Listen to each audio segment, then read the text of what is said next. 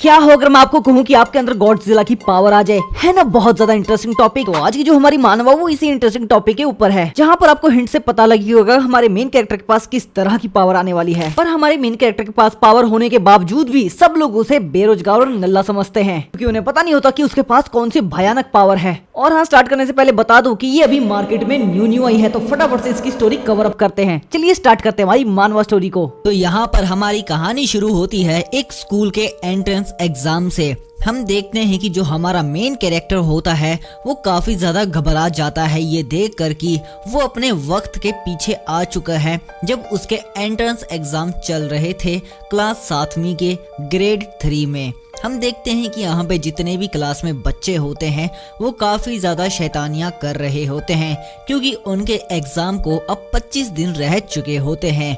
पर ये सारी चीज़ें देखकर हमारा जो मेन हीरो होता है वो काफ़ी ज़्यादा घबरा जाता है, क्योंकि वो वक्त के पीछे आ चुका होता है। दरअसल ये कोई नॉर्मल पीपल नहीं होता, बल्कि ये रिकारनेट हुआ होता है, मतलब कि इसी का टाइप जो वक्त के पीछे आ चुका है अपने स्कूल एग्जाम के ड्यूरिंग टाइम। अभी हमें थोड़ी सी चेंज स्टोरी दिखाई जाती है, जहाँ पे हमें बताया जाता है कि इस दुनिया में एंशियंट टाइम मतलब कि पुराने वक्त में मॉन्स्टर्स ने इस धरती पर हमला कर दिया था, जहाँ पर जो ह्यूमैनिटी थी वो खत्म होने की कगार पर थी। अब यहाँ पर मॉन्स्टर्स इतने ज्यादा पावरफुल थे तो ह्यूमैनिटी तो उससे फाइट बिल्कुल भी नहीं कर सकती थी अपनी नॉर्मल पावर्स के साथ, जो कि है ह्यूमन फोर्स।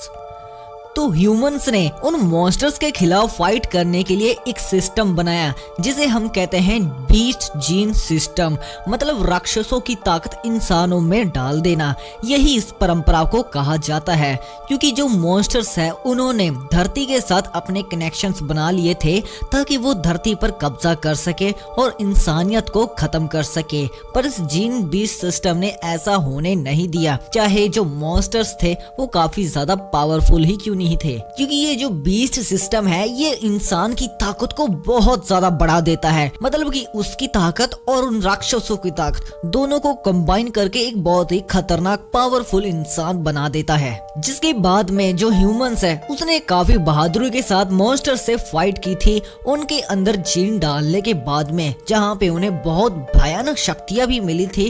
पर उन शक्तियों के साथ में उन्हें वॉरियर कहा जाने लग गया और वो इन सब चीजों को बहुत इंजॉय भी कर रहे थे, क्योंकि उन्हें इन सब चीजों से एक स्पेशल ट्रीटमेंट मिलती थी। मतलब कि लोगों की आंखों में उन्हें एक हाई स्टेटस से देखा जाता था। अब इस ताकत को बढ़ाने के लिए इंसानों ने मार्शल आर्ट्स भी सीख लिए और एक बहुत ही भयानक इंसान के रूप में तब्दील हो गए। और यही जो है चीज वो है मार्शल स्ट्रेंथ, जिसे हर कोई से इस्तेमाल करता है आज के वक्त में भी। और जो मार्शल आर्ट है वो हर जगह से अब बहुत ऊंची मानी जाती है, क्योंकि एक बहुत बड़ा पावर का सोर्स है, या फिर कह लो ये बहुत बड़ा हथियार है ह्यूमन के हाथों में। हम देखते हैं कि ये सारी चीजें एक सिस्टम वो सारा डिकोडिंग कर रहा होता है और वो उस बॉडी होस्ट को बताता है कि सारी चीजें कंप्लीट हो चुकी है और मेमोरीज भी आ चुकी होती है। हम देखते हैं कि ये होस्ट कोई और नहीं बल्कि हमारा मेन कैरेक्टर होता है, जिसका नाम होता है यही, मतलब यही बहुत वाहियात नाम है, तो इसे हम कहेंगे हमारा पपलू। तो हमारा पपलू भाई एक हाई स्कूल स्टूडेंट होता है, जिसे अब ये पता नहीं था कि वो एक रिकारनेट हुआ है स्टूडेंट की बॉडी में, जिसके 25 साल अभी पहले मतलब एग्जाम कुछ चल रहे होते हैं। हम देखते हैं कि उसने ये सारी चीजें मेमोरीज आ रही होती है तो वो काफी वाहियात से चेहरे बना रहा होता है। ये देखकर जो उसके क्लासमेट्स होते हैं वो उस पे हंसने लग जाते हैं कि देखो ये फिर से वही पुरानी मेमोरीज को डिकोड कर रहा होगा। मतलब कि पता नहीं कौन सा नाइटमेयर देखने लग गया है भाई साहब। लगता है इसके एग्जाम को देखकर हवा टाइट हो चुकी है, मतलब कि हंसी से हर कोई इसकी क्लास में लूजर समझता है। वहीं पर हम देखते हैं कि एक लड़की होती है जो कि उसे काफी बुरी ताना मारती है और कहती है कि क्यों ना तू यहाँ से ड्रॉप आउट ही कर दे, क्योंकि ये तेरी चीजें बस में नहीं है, क्योंकि तू मर भी सकता है इन चीजों में। हम देखते हैं कि हमारा जो मेन कैरेक्टर होता है वो यही कहता है कि हाँ, हर किसी कैरेक्टर की यही स्टोरी होती है कि वहाँ पे उसे कोई ना कोई बुल्ली करने वाला तो जरूर मिल ही जाता है। अब जो याई ही होता है उसने मेमोरी डिकोड कर ली ही होती है, जिससे उसे पता लगता है कि जो ये बंदा था, मतलब जो इस बॉडी का ओरिजिनल ऑनर था, उसकी क्लास में रेपुटेशन बहुत बेकार थी। उसका कारण ये था कि जो उसके पेरेंट्स थे उनका एक्सीडेंट हो गया था 2 साल पहले, जिसके कारण से वो अपनी स्टडीज पे फोकस नहीं कर पाया और इसलिए वो क्लास में भी कुछ खास नहीं कर पाया था। एक एवरेज या फिर बिलो एवरेज बन के रह चुका था क्लास में। तो इन सब चीजों के कारण ये सब कुछ हो रहा था। अब पर जो उसका पुराना बॉडी का ऑनर था उसका इम्पैक्ट हमारे यही मतलब कि जो भी रिकारनेट हुआ है उस पे भी जरूर पड़ेगा, क्योंकि उसे ये सब चीजों से अब सफर करना पड़ेगा, क्योंकि सब लोग उसे उसी नजरिए से देखते हैं कि वो एक निकम्मा आदमी है। खैर हम देखते हैं कि ये क्लास चल रही होती है तो यहाँ पर उनका जो प्रोफेसर होता है वो यहाँ पर उनके पास आता है और कहता है कि स्टूडेंट्स, क्या आप सब तैयार हैं अपने अंदर उन मॉन्स्टर्स के जीन को डालने के लिए? और जी हाँ, यही वो वक्त है जिसकी मैं बात कर रहा था, मतलब कि सबसे एपिक मोमेंट। हम देखते हैं कि जो टीचर होता है वो कहता है कि बच्चों, तुमने 3 साल बहुत अच्छे से अपनी फिजिकल सब चीजों पे बिल्डअप किया है, तो अब वक्त वो आ चुका है जब तुम एक राक्षस, मेरा मतलब कि खुद के अंदर एक राक्षस की पावर इंजेक्ट करने वाले हो।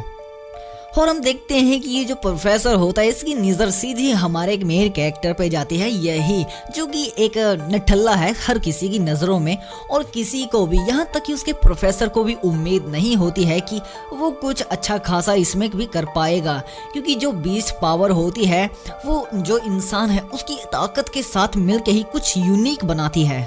हम देखते हैं कि जो हमारा मेन कैरेक्टर यही होता है वो काफी ज्यादा नर्वस होता है, क्योंकि हर किसी की नजर उस पे ही होती है, क्योंकि वो बहुत ही बेकार है हर किसी की नजरों में। पर जो हमारा मेन कैरेक्टर होता है वो इतना भी बुरा नहीं होता है। वो कहता है कि मैं इस चीजों को सही करूंगा और एक अच्छी रेपुटेशन लेके आऊंगा इस कैरेक्टर की, इस कहानी के अंदर। जिसके बाद में हम देखते हैं कि सब उस हॉल में पहुंच जाते हैं जहां पर हर किसी को उसकी बीस्ट पावर मिलने वाली थी, और जो कि हमारी सीरीज का स्टार्टिंग में ही इतना एपिक मोमेंट होगा। आगे देखते रहिए, पता आपको लगता रहेगा। हम देखते हैं कि सब स्टूडेंट्स यहाँ पे इकट्ठा हो जाते हैं, जहाँ पर एक आदमी कहता है कि शायद मैं एक टियर 3 का माउंट स्प्लिटर या फिर एक टियर 4 का ड्रैगन बन सकता हूँ। वहीं पे उसका बाजू वाला उसका दोस्त उसे कहता है कि शायद मैं टियर 1 का बीस्ट बन जाऊं। हम देखते हैं कि लोगों में काफी ज्यादा उत्साह होता है एक बीस्ट पावर को कंटेन करने के लिए। जिसके बाद में जिसमें बीस्ट पावर्स होती है वो डब्बा या फिर बॉक्स बाहर आता है, जिसके अंदर बहुत सारे सीरम होते हैं। एक सीरम जो कि जो ह्यूमंस थे जिन्होंने हमारे साथ लड़कर उस बीस्ट को हराकर उनसे सीरम कलेक्ट किए थे, ये सीरम वही है सब के सब। जहां पर ये टकला प्रोफेसर आता है और उन सबको ज्ञान देता है कि ये जो सीरम है ये रैंडमली तुम्हें इंजेक्ट किए जाएंगे, पर हाँ याद रखना कि इन सीरम में इतनी ताकत नहीं, मतलब कि अगर तुम में इतनी ताकत है, तुम इतने ज्यादा स्ट्रांग हो कि तुम इन जीन को अवेकन कर पाओ, तो तुमसे खतरनाक यहाँ पे कोई नहीं होने वाला। इसलिए नर्वस होने की कोई जरूरत नहीं है। जब ये इंजेक्शन तुम्हारे शरीर में लगेगा तो उन बीस्ट की पावर को चुपचाप से एक्सेप्ट कर लेना, उनसे भागना नहीं है। जिसके बाद में वो कहता है कि जैसे जैसे मैं नाम लेता जाऊंगा वैसे वैसे आकर सब अपना अपना इंजेक्शन लगवा लेना। जिसके बाद में एक एक स्टूडेंट आता है और अपनी कलाइयों और नसों में इंजेक्शन लगवा लेते हैं। जिसके बाद में हमारा सिर्फ मेन कैरेक्टर रह जाता है और बाकी लोगों ने इंजेक्ट करवाने के बाद में हर किसी के अंदर खतरनाक बीस्ट की पावर्स के साथ फ्लेम निकलने लग जाती है, जो कि उनकी हालत और फ्लेम से ही पता लगता है कि उनमें से कौन अवेकन हो चुका है और कौन नहीं। हमारा ये कैरेक्टर देखता है और वो कहता है कि शायद से ये काम इतना भी आसान नहीं होने वाला। जिसके बाद में बाकियों के तो छोड़ो, हमारे कैरेक्टर की सीधी गर्दन पर वो जो इंजेक्शन है वो लगाया जाता है। जिसके बाद में हमारा मेन कैरेक्टर की आंखें एकदम से नीली पड़ जाती है, वो सुन हो जाता है और प्रोफेसर कहता है कि तुम्हें कुछ ज्यादा चेंज तो देखने को नहीं मिला, क्योंकि उसकी खाली आंखें ही नीली हुई होती है। और यहाँ पे हमारा मेन कैरेक्टर कहता है कि शायद से ये एक फेक डोज हो सकता है। वहाँ पे हम देखते हैं कि ये जो बुल्ली करने वाली लड़की होती है वो कहती है कि मुझे नहीं लगता कि तेरे बस में कुछ होने वाला है, क्योंकि तेरे से यहाँ पर एक छोटी सी चीज भी अवेकन नहीं हो पाई। और इसी के साथ वो उसे काफी ज्यादा चिढ़ाने लग जाती है। हम देखते हैं कि यहाँ पर वो बुली उसे कर रही होती है, पर वहीं पर उसे एकदम से एक बहुत ही भयानक सी और एक अनजान फीलिंग आने लग जाती है। पर हाँ, उसमें से कोई भी फ्लेम नहीं निकलती। यहाँ पे हम देखते हैं कि उसका स्टैट बॉक्स ओपन होता है, जहाँ पर साफ साफ लिखा होता है कि उसे एक बीस्ट पावर मिली है और वो कोई नॉर्मल बीस्ट नहीं, वो एक इन्फिनाइट मॉन्स्टर टेम्पलेट बीस्ट है। ये इसकी कहानी भी आपको आगे लगेगी पता। अभी थोड़ा सस्पेंस बना के रखो कि आखिर ये इन्फिनाइट मॉन्स्टर है कौन। जिसके बाद हम देखते हैं कि उस लड़की इतनी ज्यादा बेवकूफ होती है और कहती है कि अब इतना भी एक्टिंग मत करो कि जैसे कि तुम सच में कुछ अवेकन करने वाले हो। और लिटरली हमारा जो मेन कैरेक्टर होता है उसकी आंखों में इतनी ज्यादा तरारदार फ्लेम आती है कि वो उसे साफ साफ शब्दों में कह देता है कि मुझसे दूर हट जाओ इससे पहले कि देरी हो जाए। मतलब कि हम देखते हैं कि हमारा जो मेन कैरेक्टर होता है उसमें से इतना बड़ा ऑरा निकलता है कि जो लड़की होती है वो उस ऑरे से ही दूर जाकर गिरती है। और हम देखते हैं कि उस ऑरा के पीछे होता है एक बहुत भयानक मॉन्स्टर्स जो कि सिर्फ कुछ ऑरे वाले लोग ही देख सकते हैं। हम बताएंगे आगे कि आखिर ये ऑरा वाला मॉन्स्टर है कौन। हम देखते हैं कि सिर्फ वो लड़की ही नहीं बल्कि उसके आजू बाजू वाले लोग भी हवा के साथ उड़ जाते हैं और सबके सब हैरान हो जाते हैं कि इतना ताकतवर ऑरा आखिर निकल कहां से रह रहा है। और हम देखते हैं कि यहाँ पे कुछ चुनिंदा लोग थे जिसमें से एक लड़की दिखाई जाती है और एक लड़का दिखाया जाता है। ये दोनों काफी ज्यादा स्ट्रॉन्ग ऑरा कंटेन करते हैं। यहाँ पे जो लड़का होता है वो कहता है कि लगता है यहाँ पर कोई मुझसे भी ज्यादा पावरफुल है। जिसके बाद में हम देखते हैं कि जो उसका स्टैट बॉक्स है दोबारा से ओपन होता है जहाँ पे साफ साफ लिखा होता है कि जो उसके टेम्पलेट की पावर है वो 100% तक पहुंच चुकी है, पर उस बंदे की जो कैपेबिलिटी है उसे संभालने की वो सिर्फ 3% तक ही है। और क्योंकि ये एक ए रैंक पावर है टोइमा और इन्फिनाइट मॉन्स्टर की है तो भाई उससे तो कहाँ ही संभाली जाएगी। और आपको शायद पता भी लग रहा होगा कि अब आगे थोड़ा बहुत क्या होने वाला है। खैर हम देखते हैं कि उसमें से इतनी भयानक पावर निकलती है कि वो खुद इतना हैरान हो जाता है इस पावर को देखकर। और जो कि यहाँ पर छोटी मोटी पावर कंटेन करने वाले चूजे थे वो भी इस पावर को देखकर हैरान हो जाते हैं कि इतना भयानक ऑरा कहाँ से निकल रहा है। बल्कि उन्होंने तो भी असली ऑरा तो देखा ही नहीं है जो कि उसके पूरे शरीर में से निकल रहा होता है। खैर हम देखते हैं कि यहाँ पर जो बुल्ली करने वाली लड़की थी ना उसकी भाई साहब मुंह से पानी निकलने लग जाता है और वो तो ऑलमोस्ट बेहोश ही होने वाली होती थी। अगर वो उसके ज्यादा करीब जाती तो शायद उसकी जान भी जा सकती थी।